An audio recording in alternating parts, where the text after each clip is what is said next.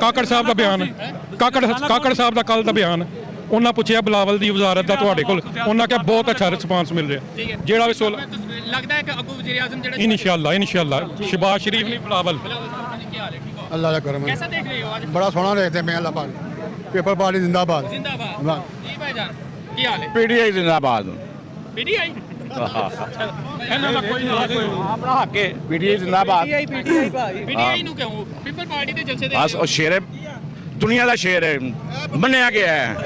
चलो ठीक है।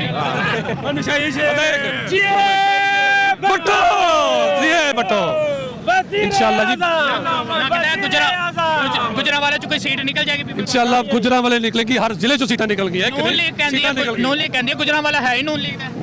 वो ते तो पूरा मुल्क ही साडा वो गुजरांवाला नहीं, पूरा मुल्क ही साडा। ये 8 तरीक को पता लगेगा कि कितना 8 तरीक